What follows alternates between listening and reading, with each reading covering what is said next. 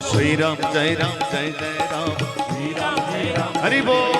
श्री राम जय राम जय जय राम, श्री राम जय राम जय जय राम, राम राम जय राजा राम, राम राम जय सीता राम, राम राम जय राजा राम, राम राम जय सीता राम, राम राम जय राजा राम, राम राम जय सीता राम, राम राम जय राजा राम, राम राम जय सीता राम, राम राम जय राजा राम, राम राम जय सीता राम। राम राम जय राजा राम, राम राम जय सीता राम। આ પ્રસંગમાં શ્રી હનુમાનજી મહારાજને ભગવતી શ્રી સીતાજીએ છ વરદાન આપ્યા છે. સમસ્ત રામાયણમાં આવો પ્રસંગ નહીં મળે કે જ્યાં ભગવતી શ્રી સીતાજીએ એક સાથે કોઈ પાત્રને આટલા બધા વરદાનની વર્ષા કરી હોય. પહેલું વરદાન આપ્યું, હનુમંત આપ બલવાન બનો. શ્રી હનુમાનજી એવું કોઈનું બળ છે? અતુલિત બલધામ મહેમ શૈલાભ દેહમ. અચ્છા, પોતાના બાહુબળથી જેણે વિશ્વ વિજય કર્યો એ રાવણ, એને રામાયણમાં બલિ કહ્યો છે. રાવણ બલિ છે, પણ રાવણ બલિને જીતનાર રામાયણનું એક પાત્ર છે બાલી, એને રામાયણમાં મહાબલી કહ્યો છે.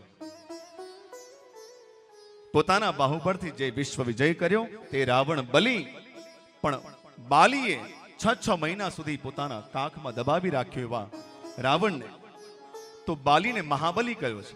અને એ મહાબલીને ભગવાન શ્રી રામચંદ્રજીએ એક જ બાણથી એનો ઉદ્ધાર કર્યો. એ ભગવાનને વીર કહ્યા છે. તો રાવણ બલી, બાલી, મહાબલી. મહાબલીનો ઉદ્ધાર કરનાર રામજી કોણ? વીર. અને વીરને પોતાના વશ કરનાર શ્રી હનુમાનજી મહાવીર. એટલે ગોસ્વામીજી કહે છે, મહાવીર વિક્રમ બજરંગી કુમતિ નિવાર સુમતિ કે સંગ. વાલ્મીકી રામાયણનો પ્રસંગ છે કે ભગવાન રામચંદ્રજીએ અગસ્ત્ય મુનિને વિનંતી કરી છે કે પ્રભુ, મેં હનુમાનજીને લંકાના રણ મેદાનમાં લડતા જોયા છે, એમનું બળના દર્શન મેં કર્યા છે, માટે મને હનુમત ચરિત્ર કહો.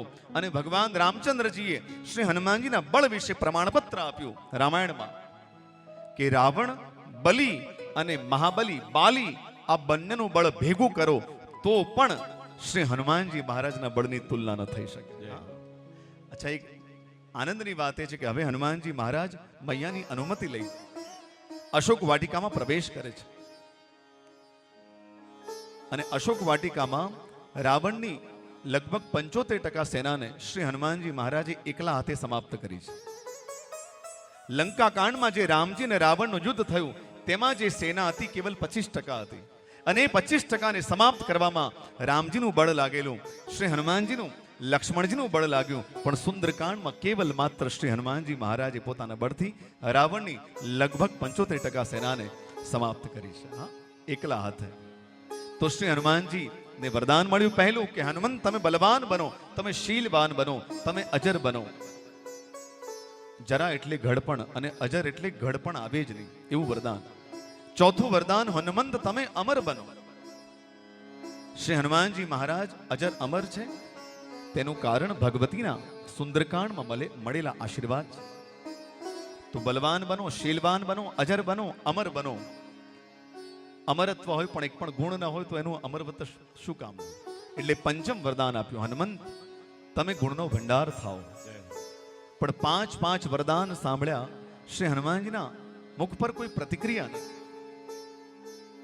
અને ત્યારે ભગવતી શ્રી સીતાજીએ અંતિમ અને છઠ્ઠું વરદાન આપ્યું, હનુમંત કરહું બહુત રઘુનાયક છોહું. રઘુનાયક ભગવાન તમને પ્રેમ કરશે.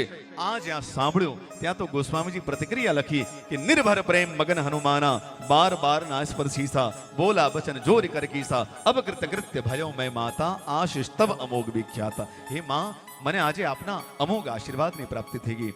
આજે હું કૃતાર્થ થયો. આ એ હનુમાનજી છે જે હનુમાનજી મહારાજ રામચંદ્રજીનો સાક્ષાત્કાર થયો. તો રામ દર્શન કર્યા પછી પણ શ્રી હનુમાનજી એમ નથી કહેતા કે હવે શેષ કંઈ કરવાનું રહેતું નથી, હવે કૃતાર્થ થયો એમ નથી કહ્યું. પણ જ્યાં ભગવતીના આશીર્વાદ પ્રાપ્ત થયા કહ્યું, માં હવે હું કૃતાર્થ થયો. આપણે પણ યદि કૃતાર્થ આ જીવનમાં આવીને કૃતકૃત્યતાનો અનુભવ કરવો હોય તો હજી સમય છે.